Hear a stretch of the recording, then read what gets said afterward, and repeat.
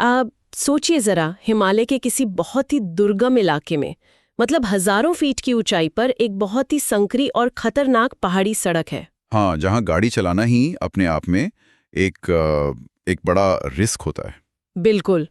और उस सड़क पर एक ट्रक 50 टन का एक विशाल लोहे का टर्बाइन लेकर धीरे धीरे ऊपर चढ़ रहा है। एक तरफ बिल्कुल गहरी खाई है और एक छोटी सी भी चूक हुई तो मतलब सब कुछ खत्म। ये तो सदियों से होता आ रहा है। जब भी ऊर्जा या इंफ्रास्ट्रक्चर की बात आती है ना, तो इंसान पहाड़ों और प्रकृति के साथ कुछ ऐसी ही जबरदस्ती करता आया है। सही कहा। मतलब हम हमेशा से यही सोचते आए हैं कि कंक्रीट के बड़े बड़े पहाड़, जितने ऊंचे बांध जो किसी विशाल नदी का रास्ता रोककर खड़े हो जाएं, बस वही विकास का इकलौता मॉडल है। हाँ, एक सेंट्रल सिस्टम जो सब कुछ कंट्रोल करे। पर अब शायद ये पूरी तस्वीर ना हमेशा के लिए बदलने वाली है। तो चलिए आज के इस गहन विश्लेषण की शुरुआत करते हैं। हमारे सामने 18 मार्च 2026 के यूनियन कैबिनेट के अप्रूवल डॉक्यूमेंट्स रखे हैं। और इसके साथ ही पर्यावरण मंत्रालयों की डिटेल्ड रिपोर्ट्स और कई जटिल हाइड्रोलॉजिकल सर्वेज का एक पूरा स्टैक भी है हमारे पास। हाँ, तो आज का हमारा मिशन ये समझना है कि भारत सरकार की जो ये नई small hydro power development scheme है, या जिसे शॉर्ट में SHP कहते हैं, ये कैसे इन दूरदराज और पहाड़ी इलाकों की ऊर्जा समस्या का एक ऐसा समाधान पेश कर रही है जो भूगोल से लड़ने के बजाय उसके साथ तालमेल बिठाता है। बिल्कुल। और ये विश्लेषण सिर्फ मेगावाट या बिजली के बारे में नहीं है। ये उन विशालकाय बांधों के उस युग के अंत की शुरुआत के बारे में है, जिसे कभी अजेय माना जाता था। देखिए, ये जो बदलाव है ना, ये भारतीय ऊर्जा नीति के सबसे दिलचस्प मोड़ों में से एक है। मतलब हमेशा से ये माना जाता रहा है कि कोई प्रोजेक्ट जितना बड़ा होगा, उसका असर उतना ही राष्ट्रीय स्तर का होगा। Right, large scale projects. हाँ, लेकिन ये नई स्कीम एक अलग ही फिलॉसफी पर काम कर रही है। मतलब छोटा और विकेंद्रीकृत, यानी डिसेंट्रलाइज मॉडल। अच्छा। ये इस बात को स्वीकार करती है कि ऊर्जा का उत्पादन वहीं होना चाहिए जहां उसकी खपत हो, खासकर उन भौगोलिक परिस्थितियों में जहां विशाल नेशनल ग्रिड की लाइनें बिछाना और फिर आंधी तूफान या बर्फबारी में उनका रखरखाव करना एक आर्थिक रूप से एक नाइटमेयर बन जाता है। बाप रे, हाँ, बर्फ में ग्रिड ठीक करना तो बहुत मुश्किल होता होगा। तो सबसे पहले इस छोटा या स्मॉल शब्द के दायरे को समझना बहुत ज़रूरी है हमारे लिए। जब इन कैबिनेट डॉक्यूमेंट्स में स्मॉल हाइड्रो पावर कहा जा रहा है, तो उसका असल पैमाना क्या है?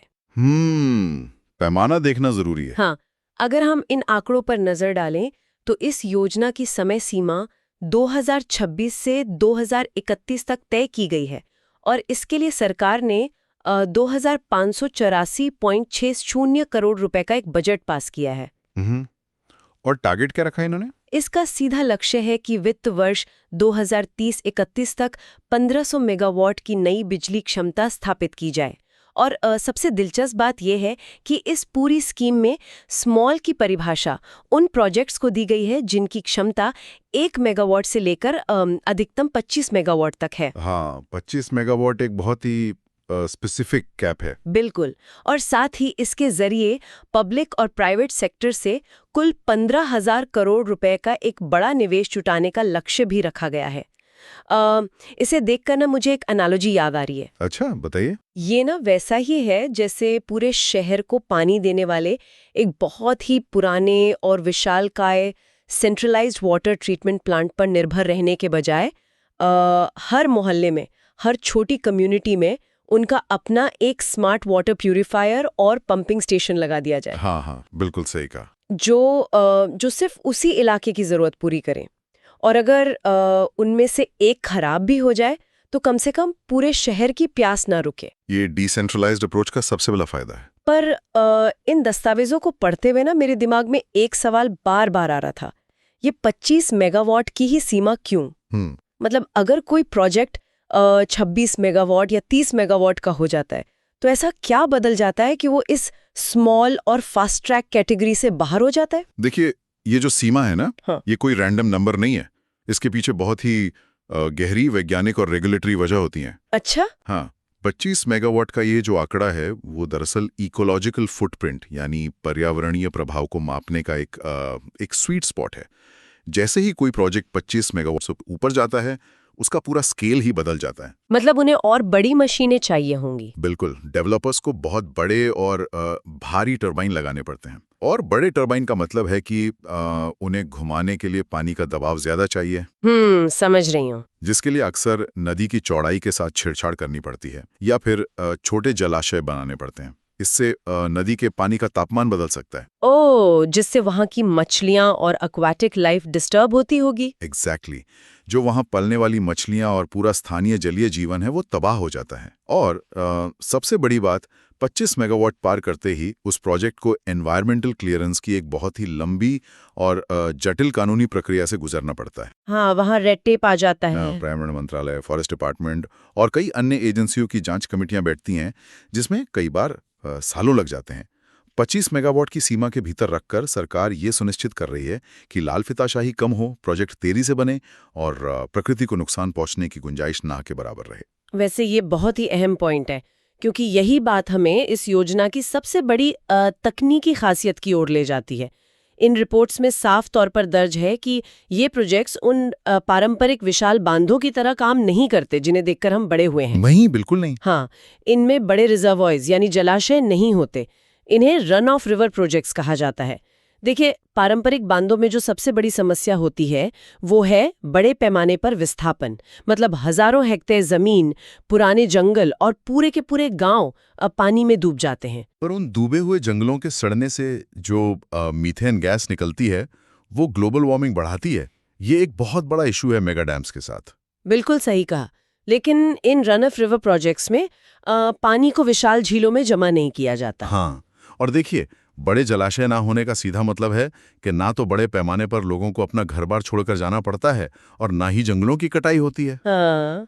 रन ऑफ रिवर तकनीक में होता यह है कि नदी के पानी के एक छोटे से हिस्से को एक पैरेलल चैनल या सुरंग के जरिए टरबाइन की तरफ मोड़ा जाता है। अच्छा, मतलब पूरी नदी नहीं रोकते। बिल्कुल नहीं। पानी उस टरबाइन को घुमाता है, बिजली पैदा होती है और फिर उसी पानी को बिना दूषित किए वापस उसी नदी में छोड़ दिया जाता है। Oh wow. हाँ, नदी का मुख्य बहाव अपनी प्राकृतिक दिशा में बिना किसी बड़ी रुकावट के बहता रहता है। ये एक बिना किसी बड़े सामाजिक या पर्यावरणीय उथल-पुथल के काम करने वाला मॉडल है।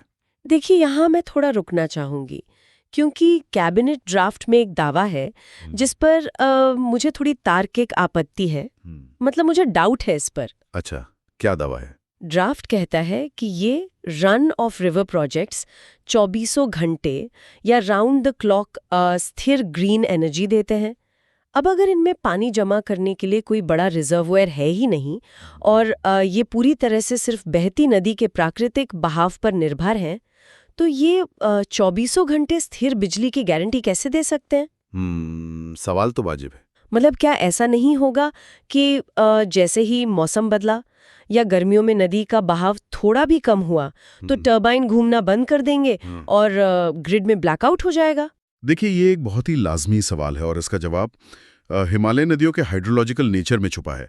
रन ऑफ रिवर का मतलब ये नहीं है कि ये प्रोजेक्ट्स मॉनसून के उस उग्र बहाव पर निर्भर हैं जो सिर्फ कुछ महीने रहता है।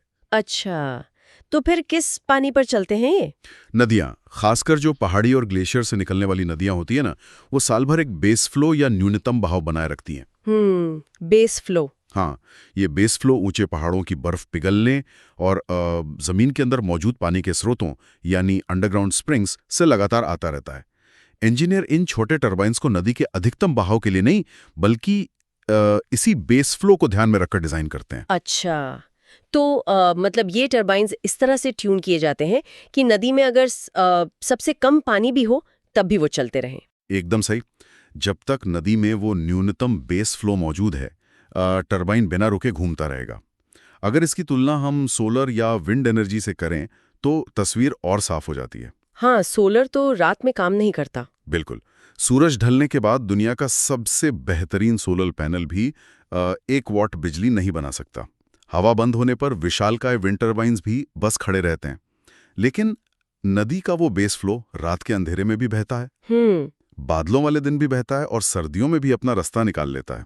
इसीलिए ये राउंड द क्लॉक यानी आरटीसी बेसलोड पावर प्रदान करता है, जो ग्रिड को स्थिर रखने के लिए सबसे जरूरी चीज है। ये तकनीकी पहलू वाकई चौंकाने वाला है और इसी ग्रिड स्टेबिलिटी से जुड़ा एक और बड़ा फायदा इन दस्तावेजों में साफ झलकता है।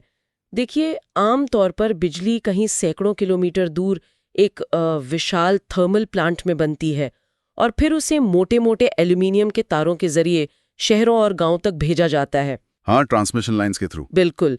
इस लंबी यात्रा में तार गर्म होते हैं और बहुत सारी बिजली रास्ते में ही नष्ट हो जाती है, जिसे ट्रांसमिशन और डिस्ट्रीब्यूशन या टीएनडी लॉस कहते हैं। लेकिन क्योंकि ये स्मॉल हाइड्रो प्रोजेक्ट्स उन्हीं ग्रामीण या पहाड़ी इलाकों के बिल्कुल पास लगाए जाते हैं जहां उस बिजली की खपत होनी है, तो वो टीएनडी का नुकसान लगभग शून्य हो जाता है। एग्जैक्टली, लॉस ना के बराबर होता है। बिजली पहाड़ की चोटी पर बन रही है और उसी पहाड़ की तलहटी में बसे गांव में इस्तेमाल हो रही है। इलेक्ट्रॉन्स को सैकड़ों किलोमीटर का सफर तय नहीं करना पड़ता। और देखिए, यही विकेंद्रीकरण या डिसेंट्रलाइजेशन की सबसे बड़ी ताकत है। जब बिजली स्थानीय स्तर पर बनती और इस्तेमाल होती है ना, तो पूरा पावर ग्रिड बहुत ज्यादा एफिशिएंट और स्टेबल हो जाता है।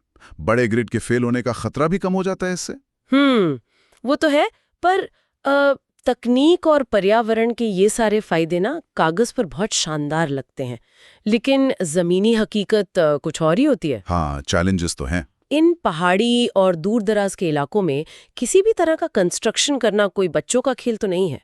ये बहुत ही जोखिम भरा, लॉजिस्टिकली जटिल और खर्चीला काम है। अगर कोई प्राइवेट कंपनी वहां प्रोजेक्ट लगाने जाएगी तो उसका खर्च मैदानी इलाकों के मुकाबले 2 गुना या 3 गुना होगा। बिल्कुल, लॉजिस्टिक्स का खर्च बहुत बड़ा फैक्टर है यहाँ। तो फिर सरकार इन प्राइवेट डेवलपर्स को वहां जाने के लिए कैसे मना रही है? यहीं पर एंट्री होती है इस योजना के वित्तीय ढांचे यानी फाइनेंशियल स्ट्रैटेजी की। ये ना कुछ ऐसा है जैसे आप किसी रेगिस्तान के बीचों बीच एक 5 स्टार होटल बना रहे हो। ईंट और सीमेंट की कीमत तो वही रहती है, लेकिन उस ईंट को वहां तक पहुंचाने का जो लॉजिस्टिक कॉस्ट होता है वो पूरे प्रोजेक्ट का बजट बिगाड़ देता है। तो सरकार का ये जो सेंट्रल फाइनेंशियल असिस्टेंस यानी CFA है, वो असल में उस जियोग्राफिकल पेनल्टी की भरपाई कर रहा है। हाँ, इस लॉजिस्टिक चुनौती को समझना बहुत ज़रूरी है। पहाड़ों पर काम करने का मतलब है कि आपको बार बार होने वाले भूस्खलन यानी लैंडस्लाइड्स का सामना करना पड़ेगा। बाप रे! खराब मौसम के कारण हफ्तों तक काम रुक जाता है और फिर भारी मशीनरी को घुमावदार और खतरनाक रास्तों से ऊपर ले जाना पड़ता है। ये सब प्रोजेक्ट की लागत को वाकई बहुत बढ़ा देता है। और यही वजह है कि सरकार ने इस आर्थिक सहायता को प्रोजेक्ट की लोकेशन के आधार पर 2 हिस्सों में बहुत ही स्मार्ट तरीके से बांटा है। अच्छा, वो कैसे? पूर्वोत्तर यानी नॉर्थ ईस्ट के राज्यों और अंतर्राष्ट्रीय सीमाओं से लगे सेंसिटिव जिलों के लिए सरकार हर 1 मेगावाट कैपेसिटी के लिए 3.6 करोड़ रुपए की सब्सिडी दे रही है, जो कि प्रोजेक्ट की कुल लागत का लगभग 30% हिस्सा होता है। 30%? ये तो काफी बड़ा सपोर्ट है। बिल्कुल। इसमें एक प्रोजेक्ट के लिए अधिकतम 30 करोड़ रुपए तक की कैपिंग रखी गई है। वहीं देश के बाकी सभी राज्यों के लिए ये सहायता राशि 2.4 करोड़ रुपए प्रति मेगावाट है, यानी लागत का 20%, और इसमें अधिकतम सीमा 20 करोड़ रुपए है। ये एडिशनल इंसेंटिव सीधे तौर पर उस एक्स्ट्रा रिस्क और लॉजिस्टिक कॉस्ट को कवर करने के लिए दिया जा रहा है। स्मार्ट मूव है सरकार का। लेकिन इसी फाइनेंशियल स्ट्रक्चर में एक और आंकड़ा है जिसने मुझे थोड़ा हैरान किया है। कैसा आंकड़ा? इन दस्तावेजों में लिखा है कि सरकारी एजेंसियों को भविष्य के लगभग 200 साइट्स के लिए डिटेल्ड प्रोजेक्ट रिपोर्ट या जिसे शॉर्ट में DPR कहते हैं, उसे तैयार करने में मदद के लिए 30 करोड़ रुपए का एक विशेष फंड अलग से रखा गया है। हाँ, DPR फंड। यहाँ मुझे एक बड़ी उलझन हो रही थी। क्या सिर्फ फाइलें बनाने, सर्वे करने और कागजी कार्रवाई करने के लिए 30 करोड़ रुपए खर्च किए जा रहे हैं? मतलब एक रिपोर्ट बनाना इतना महंगा कैसे हो सकता है? देखिए, अगर बाहर से देखा जाए ना, तो ये सच में सिर्फ कागजी कार्रवाई लग सकती है, लेकिन हाइड्रो इंजीनियरिंग की दुनिया में एक DPR किसी भी प्रोजेक्ट की जीवन रेखा होती है। अच्छा। कई हिमालय जैसे युवा और अस्थिर पहाड़ों में, जिन्हें जियोलॉजिकल टर्म्स में यंग फोल्ड माउंटेन्स कहा जाता है, वहाँ कोई भी निर्माण करना हमेशा खतरे से खाली नहीं होता। वहाँ भूकंपीय क्षेत्र या साइज्मिक जोन्स होते हैं, तो डीपीआर बनाने का मतलब किसी एसी ऑफिस में बैठकर चार्ट बनाना नहीं है। इसका मतलब है महीनों तक उस भयानक ठंड और दुर्गम इलाके में बेस कैंप लगाना। ओह, तो वहाँ असल में किस तरह के टेस्ट किए जाते हैं? वहाँ बहुत ही एडवांस्ड जियोलॉजिकल और हाइड्रोलॉजिकल सर्वे करने पड़ते हैं। इंजीनियरों को पहाड़ की चट्टानों में सैकड़ों फीट गहरे कोर सैंपल्स ड्रिल करने पड़ते हैं। और ये सिर्फ इसलिए चेक करने के लिए होता है कि क्या पहाड़ के अंदर की चट्टानें इतनी मजबूत हैं कि वो एक भारी टरबाइन के लगातार घूमने से पैदा होने वाले वाइब्रेशंस को सालों तक सह सकें। वेट, क्या मतलब वाइब्रेशन से पहाड़ टूट सकता है? बिल्कुल। अगर चट्टान कमजोर हुई तो पूरा पहाड़ धड़क सकता है, लैंडस्लाइड हो सकती है। इसके अलावा पिछले 50 सालों में उस नदी का बहाव कैसा रहा है, फ्लैश फ्लड या अचानक बाढ़ आने का कितना खतरा है, इन सब के डेटा का विश्लेषण किया जाता है। और आपको बताऊं, कई बार तो सड़कें ना होने के कारण इन भारी ड्रिलिंग मशीनों और सर्वे उपकरणों को हेलीकॉप्टर के जरिए साइट पर ड्रॉप करना पड़ता है। बाप रे।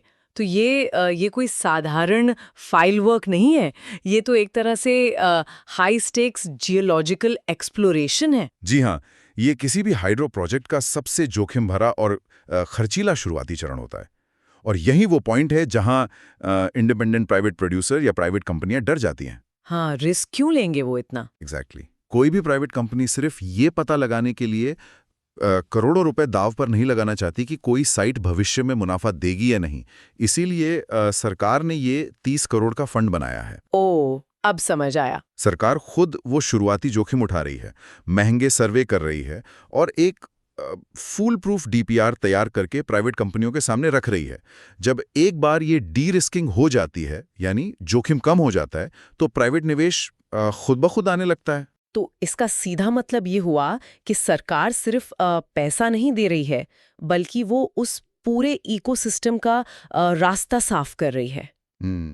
और जब मैं इन सारे तथ्यों, मतलब पर्यावरण की सुरक्षा, लॉजिस्टिक्स सपोर्ट और रिस्क कम करने की इस स्ट्रैटेजी को एक साथ जोड़कर देखती हूँ ना, तो ये साफ हो जाता है कि ये योजना सिर्फ दूर दराज के गांव में एक बल्ब जलाने तक सीमित नहीं है। इसका जो सामाजिक और आर्थिक या सोशो इकोनॉमिक प्रभाव है, वो बहुत ही विशाल है। बिल्कुल, इसका रिपल इफेक्ट बहुत बड़ा होगा। इस अप्रूवल डॉक्यूमेंट में एक और बहुत ही सख्त और अहम शर्त है, और वो है आत्मनिर्भर भारत का क्लॉज।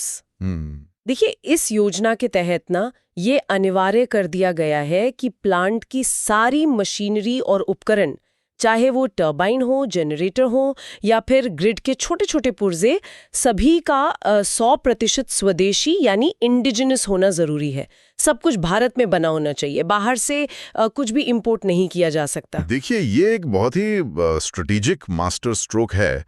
सोचिए जरा, जब सरकार 1500 मेगावाट क्षमता का लक्ष्य रखती है और 15,000 करोड़ रुपए के कुल निवेश की बात करती है और साथ में ये शर्त भी लगा देती है कि सारा सामान स्वदेशी होगा, तो ये भारतीय मैन्युफैक्चरिंग सेक्टर के लिए एक रातों रात पैदा हुआ गारंटीड मार्केट है। बिल्कुल।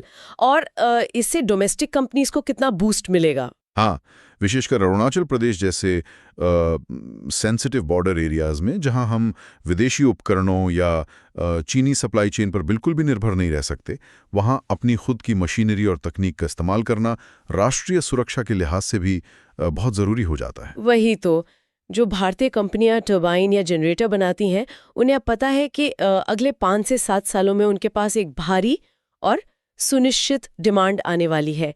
वो अपनी फैक्ट्रियों का विस्तार करेंगी, नए इंजीनियरों को काम पर रखेंगी, और अगर रोजगार के डायरेक्ट आंकड़ों की बात करें तो इस कैबिनेट रिपोर्ट के अनुसार सिर्फ इन प्रोजेक्ट्स के कंस्ट्रक्शन फेज के दौरान ही 51 लाख मानव दिवस यानी पर्सन डेज का रोजगार पैदा होने का अनुमान है। और ये 51 लाख मानव दिवस ना सिर्फ कागजी आंकड़े नहीं है, ये उन इलाकों की जमीनी हकीकत को बदल देंगे जहां आजीविका के साधन बेहद सीमित होते हैं। हाँ, पहाड़ों पर तो वैसे भी जॉब्स कम होती हैं। बिल्कुल।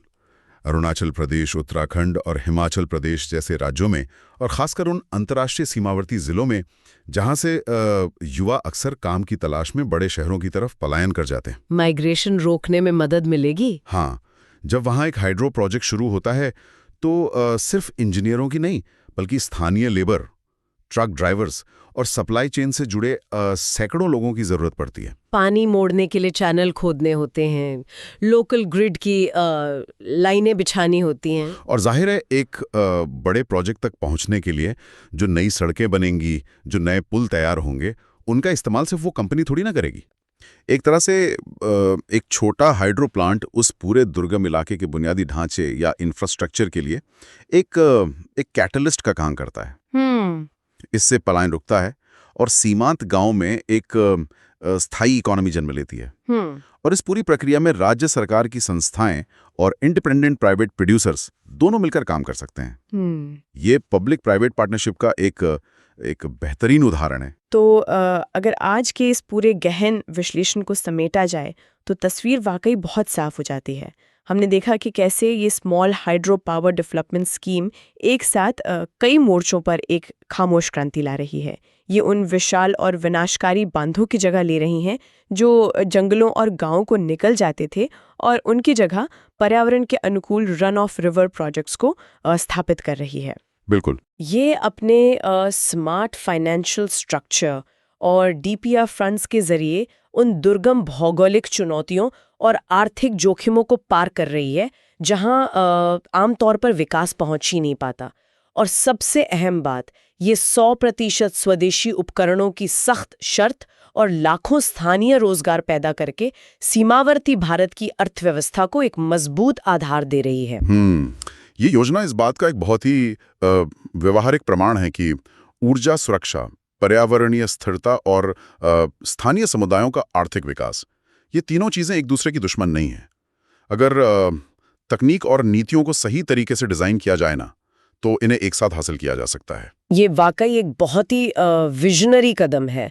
लेकिन इन सब दस्तावेजों को पढ़ने और इस पूरी चर्चा के बाद मेरे दिमाग में एक विचार आ रहा है जो शायद हमें भविष्य की एक बिल्कुल ही अलग और थोड़ी चुनौतीपूर्ण तस्वीर दिखाता है। अच्छा, वो क्या है? छोटे और विकेंद्रीकृत ग्रिड्स पर तेजी से काम करते रहे अगर भविष्य में हर पहाड़ी गांव, हर दूर दराज का कस्बा और हर कम्युनिटी अपनी ज़रूरत की बिजली खुद ही इन छोटे टर्बिनों या सोलर हाइब्रिड मॉडल से बनाने लगे और अपनी छोटी सी लोकल ग्रिड से पूरी तरह आत्मनिर्भर हो जाए, तो क्या एक दिन ऐसा आएगा जब हमें पूरे देश को मोटे तारों के जंजाल से जोड़ने वाले इन खरबों रुपए के विशालकाय नेशनल पावर ग्रिड्स की कोई ज़रूरत ही नहीं रह जाएगी? मतलब क्या ऊर्जा का भविष्य पूरी तरह से लोकल होने वाला है? ये एक ऐसा सवाल है जो इस पूरी योजना को देखने का नजरिया ही बदल देता है। ये वाकई एक बहुत ही गहरा सवाल है। अगर ऊर्जा का उत्पादन सच में पूरी तरह से लोकतांत्रिक और स्थानीय हो गया, तो ये हमारे उस पूरे पावर इंफ्रास्ट्रक्चर और सेंट्रलाइज अर्थव्यवस्था को फिर से डिजाइन करने पर मजबूर कर देगा, जिस पर दुनिया पिछले 100 सालों से चल रही है। तो इस विचार पर हम आपको यहाँ छोड़ते हैं। आज के इस डीप डाइव में हमारी तरफ से बस इतना ही। हम फिर मिलेंगे एक नए विश्लेषण के साथ।